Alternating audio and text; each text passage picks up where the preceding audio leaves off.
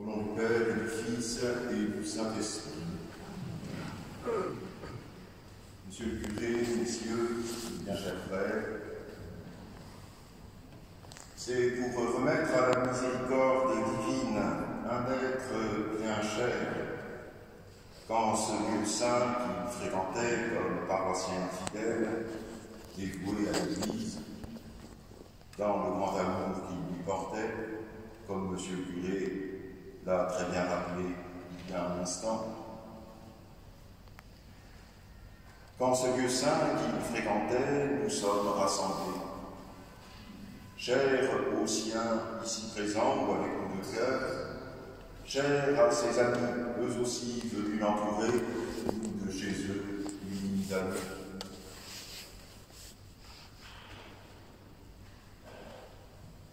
Nous prierons aussi, je vous sollicite en ce sens, pour deux personnes qui étaient chères à notre défunt, Hervé Pinotto et son épouse, morts tous les deux il y a très peu. Pour le remettre à la divine miséricorde, car il n'en fut pas de cet homme autrement que de tout bon chrétien.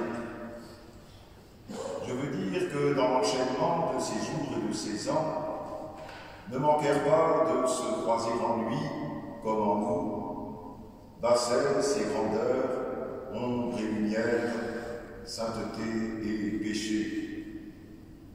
Mais, laissant son passif ignoré de nous, au juge infaillible et souverain, édifions-nous plutôt, en rappelant ce qu'il y eut de grandeur, ce qu'il y eut de lumière, ce qu'il y eut de sainteté,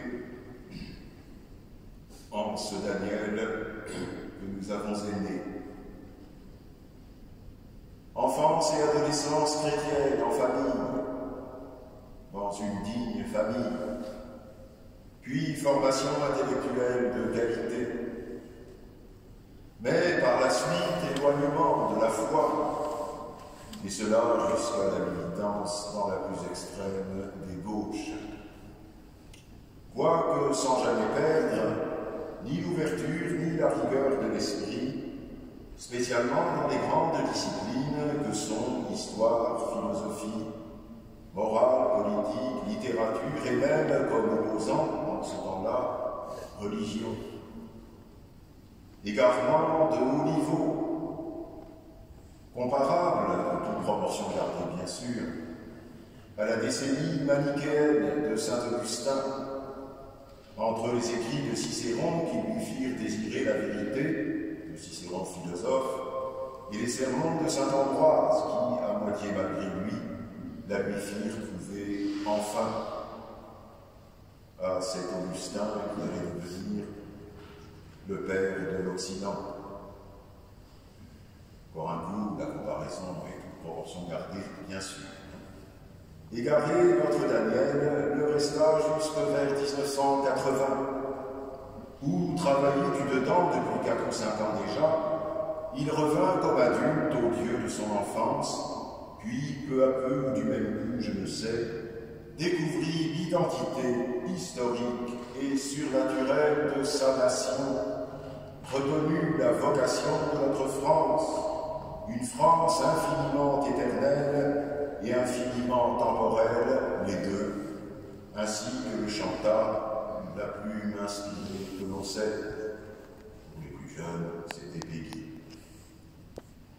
De là, ses combats, comme catholique d'abord, comme français ensuite, comme royaliste enfin, jamais l'un sans l'autre, puisqu'à ses yeux, ces trois ne faisaient qu'un, mais toujours dans cet ordre-là. Ceux qui l'ont connu savent d'ailleurs quel art il avait au besoin de remettre à l'endroit les esprits portés aujourd'hui comme hier, à inverser cette hiérarchie constitutive, catholique, français, royaliste, hors de laquelle ne serait que le paganisme en sous-main. Sans tout redire, on n'en finirait pas. Rappelons que ce fervent fidèle défendit la messe de toujours, mais dans le bon esprit qu'a marqué M. le curé en commençant, défendit envers et contre presque tous la belle passion de Mel Gibson, illustra et promut par des articles impeccablement renseignés et conçus le renouveau et le grand passé de l'Église aux États-Unis, collabora avec compétence et brio au catholique et vaillant journal qu'on ne nomme plus, et tint longtemps l'antenne avec autant de courtoisie à la radio du même nom que de force et de brillant. Que ce Français et royaliste convaincu voulut notre pays comme une société ouverte, mais fondée en séculaire identité, sous un chef qu'il regardait comme légitime, alors Don Alphonse, aujourd'hui Louis, son fils, chef né pour tirer les leçons de l'histoire en préservant l'acquis du passé, pour reprendre l'idée maîtresse et bien connue d'Henri V, et qu'il travailla autant qu'il le put à former à cela les surnommés princes. Qu'animal social, s'il en fut, c'est par définition qu'il aimait la société, la rencontre, comme on dit beaucoup aujourd'hui, se plaisant infiniment à prendre et à susciter la parole, à la couper parfois, à écouter, répondre et écouter encore. Car société et vérité allaient dans son esprit, en lui je l'ai toujours senti, naturellement ensemble, société et vérité. C'est ensemble qu'on trouve la vérité, non qu'on la fait, car elle n'a pas besoin de nous pour être, mais qu'on la trouve ensemble, société et vérité. Que cet inimitable convive, changer les repas à plusieurs en moments inoubliables de culture et de réflexion, moins souvent de spiritualité comme telle, à vrai dire, étant donné sa pudeur extrême en la matière. Mais changeait aussi en moments d'irrésistible plaisanterie, féroce un peu parfois, fine et judicieuse toujours. Si jadis on gravait souvent sur la tombe des gens tout donnés à autrui ce verset tiré des actes des apôtres, transit benefaciendo, il a passé en faisant le bien, c'est ce que saint Pierre dit de notre Seigneur Jésus-Christ. Je mettrai bien, moi, sur celle de notre ami, transit nos letificando. Pourquoi? Parce que les nombreuses manières que Daniel avait fait de faire le bien trouvaient leur synthèse dans la joie, la laetitia, le létari, qu'il communiquait de bon matin et jusqu'au soir, et parfois au temps de sa santé, tard encore dans la nuit, redonnant l'entrain ou le sens profond des choses, autrement dit de la providence, à qui un moment le perdait. Transit nos letificando, il a passé, lui, en nous rendant joyeux.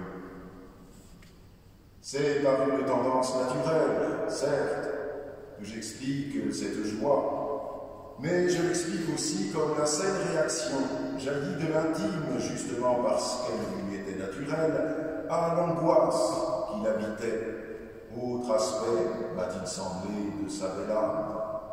Car, dites-moi, comment eût-il échappé tout à fait à ce sentiment devant la folie grandissante de nos sociétés infidèles?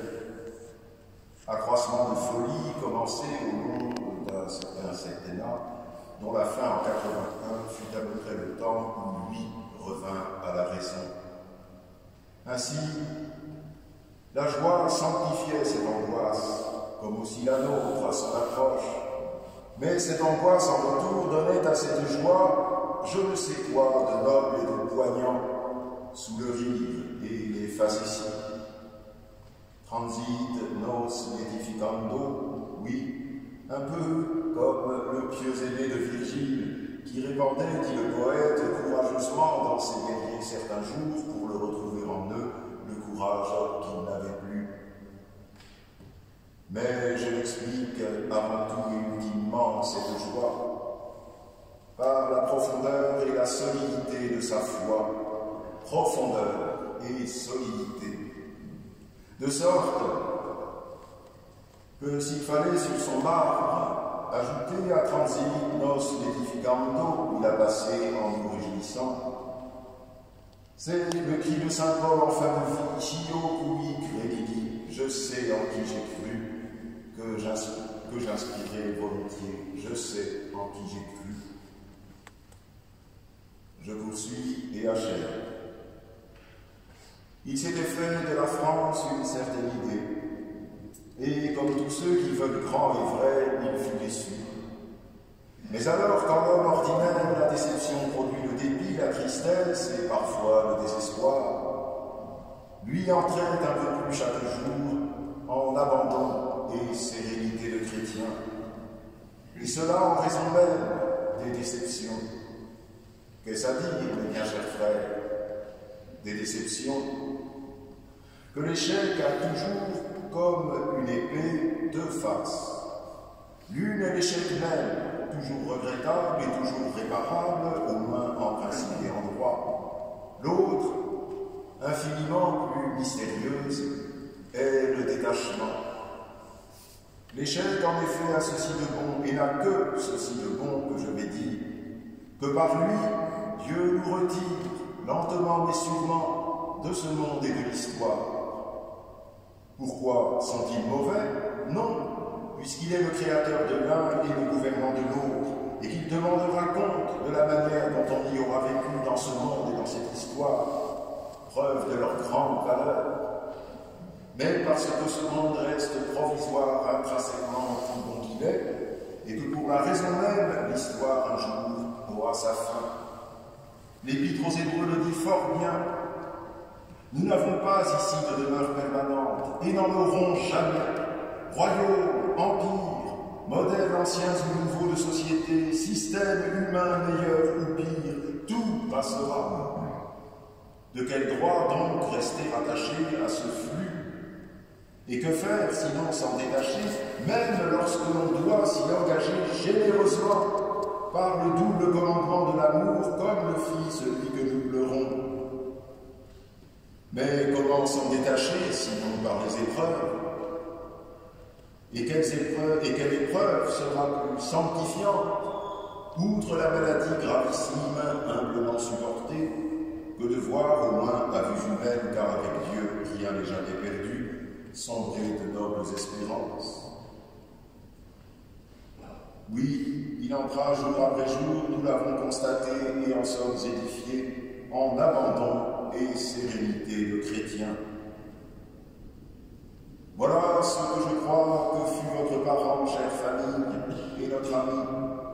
Évocation que je soumets bien sûr à celui qui seul sait le fond de nos cœurs et le secret de nos vies, comme aussi je la soumets à ceux d'entre vous, ceux et celles nombreux, qui ont connu Daniel depuis plus longtemps et bien mieux que moi. Si notre mémoire était un marbre, je proposerais d'inverser les formules que nous venons de méditer et d'y faire inscrire par le graveur à l'or que serait chacun de nous. En premier, je sais en qui j'ai cru, Chio cui credidi. En second, car on ne réjouit son prochain qu'à la mesure de sa propre foi, il a passé en faisant notre joie, transi nos edificando. Mais notre Burin ajouterait cette invitation que tout cœur aimant ne saurait entendre d'avance sans battre plus fort. Serviteur bon et fidèle, entre dans la joie de ton maître, toi qui as réjoui tant de gens de ton vivant. Réjouis de ma joie tant de gens de ton vivant. Serve bone et fidelis, intra in gaudium Domini tui. Oui, cher Daniel, entrez, s'il vous plaît à Dieu, à la prière de Marie, Joseph et Paul, de Louis, Jeanne et tous les saints de France.